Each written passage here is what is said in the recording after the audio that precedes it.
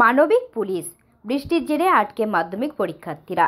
খবর পেয়ে তড়িঘড়ি বিষ্ণুপুর মহকুমার বিভিন্ন থানার ওসি এবং অফিসাররা পরীক্ষার্থীদের পৌঁছে দিলেন পরীক্ষা কেন্দ্রে।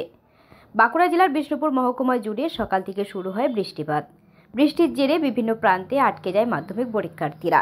খবর পায় বিষ্ণুপুর মহকুমা পুলিশ।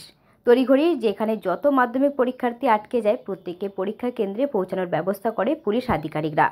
মহকুমা পুলিশ সূত্রে জানা যায়, পাত্রসাহের এবং কতুলপুরে বেশি সংখ্যক ছাত্রছাত্রী আটকে যায়।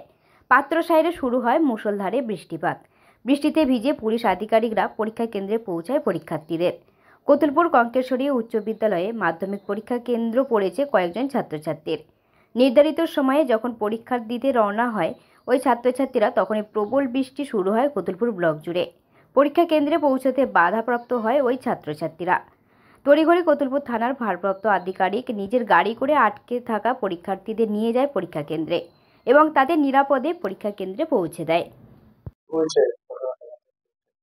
আহ, আজকে তো সকাল থেকেই বিষ্ণুপুর সাব ডিভিশনে দুর্যোগের পরিস্থিতি রয়েছে, আবহাওয়া অত্যন্ত খারাপ। তো বিভিন্ন জায়গাতেই আমরা সকাল থেকে লক্ষ্য করছিলাম যে যেহেতু প্রচন্ড বৃষ্টি পড়ছে পাত্রসায়ের, ইন্দাস, কতুলপুর, সোনামুখী এইসব থানা এলাকায়। তো অনেক জায়গাতেই বাচ্চারা যারা পরীক্ষার্থী আছেন তারা ঠিকঠাক সময়ে পৌঁছতে না পারার জন্য চিন্তায় আছেন, এবং অনেক জায়গায় আমাদের থানায় কলও এসেছে যে একটু যদি সাহায্য করা যায় এইসব পরীক্ষার্থীদেরকে তাদের পরীক্ষা কেন্দ্রে পৌঁছে দেওয়ায়।